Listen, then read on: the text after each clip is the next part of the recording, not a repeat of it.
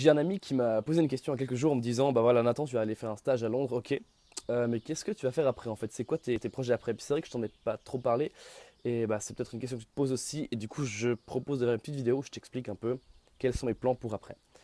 Donc qu'on soit bien clair, là je pars à Londres, je pars dimanche, donc tout bientôt, voilà, pour faire un stage. Là j'ai un contrat de durée indéterminée, mais en tout cas le stage, pour moi il va durer 3 mois. Euh, Enfin, c'est la durée pendant laquelle je peux annuler le stage. Et puis on verra après, je peux vraiment continuer à travailler chez eux ou je peux partir. C'est vraiment mon choix.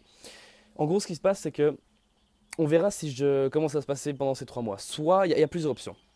Soit je tombe complètement amoureux de la boîte. J'adore ce qu'ils font. Et là, je vais essayer de rester.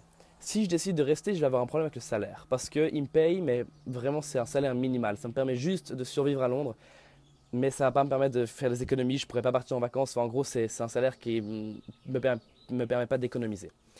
Du coup, si je tombe amoureux, il faudrait que je discute avec eux et qu'on discute du salaire. Et puis, il faudrait vraiment une augmentation énorme du salaire pour que ce soit intéressant pour moi.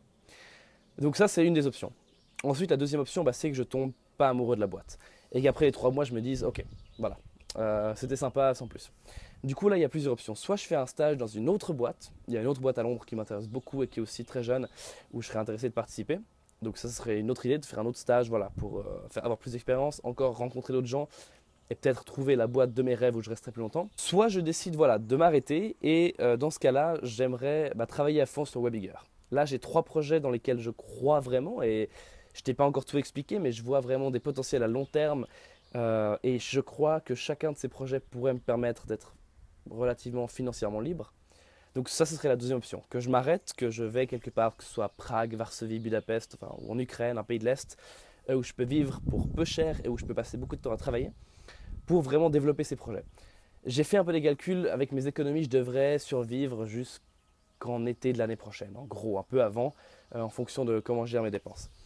Donc ça me laisse pas mal de temps si je bosse tout le temps, voilà, pour quand même réussir des projets. Et du coup là, il y a deux options.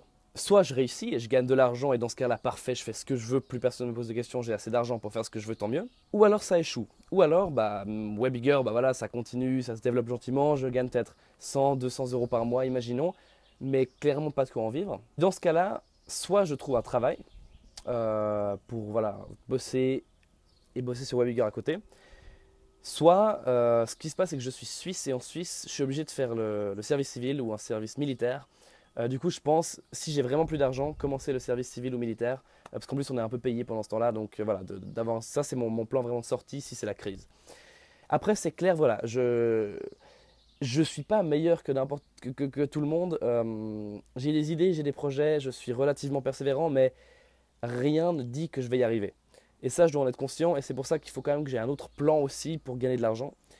Et là, qui me plairait bien, c'est de devenir freelance. Et du coup, j'ai un peu réfléchi, qu'est-ce que je peux faire? Est-ce que je deviens web designer? Est-ce que je deviens, je sais pas, qu'est-ce que je peux apporter comme skills? Ou est-ce que je suis bon?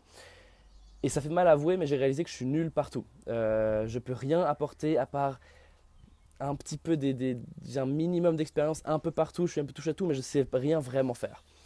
Et donc, ce que j'ai décidé, c'est de prendre un truc qui est assez à la mode en ce moment et un truc qui m'intéresse beaucoup et où je vois qu'il y a un potentiel et où on pourrait m'engager.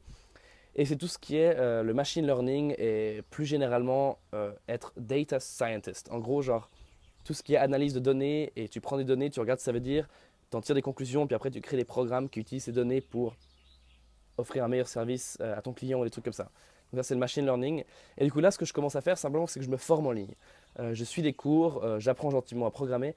Et ça c'est simplement pour un jour si j'ai plus d'argent pouvoir vendre mes connaissances de machine learning. Au-delà de ça, ça me va aussi me permettre de juste voilà, développer mes connaissances généralement. Et puis ensuite, voilà, si tout ça échoue, si rien ne marche, si après mon service civil, je suis toujours complètement pauvre et je peux rien faire, là, très clairement, je vais reprendre des études. Ça sera le plan X. C'est vraiment tout à la fin. Quand plus rien ne va, bah voilà, je vais reprendre des études et puis j'aurai, je sais pas, 21 ans, un truc comme ça. Et je commencerai mes études là, probablement à Saint-Gall, un truc comme ça. Et pendant mes études, je vais faire un bachelor et puis là j'aurai le temps de continuer à bosser sur Webigger ou les projets que j'aurai en ce moment-là et parallèlement faire des études parce que voilà, si je fais des études, je serai aussi beaucoup plus supporté par ma famille qui seront prêts à me soutenir financièrement. Puis du coup, ça me donnera, je pourrais avoir quelques années de libre pour faire des études et développer des projets. Puis on espère qu'avec 3 4 ans de plus, je serai financièrement indépendant. Merci encore. Dis-moi ce que tu penses de mon plan du futur. Est-ce que tu vois des grosses failles? Est-ce que je suis en danger quelque part? Ou est-ce que tu penses que c'est plutôt bien? Je suis vraiment à ton écoute. Ciao.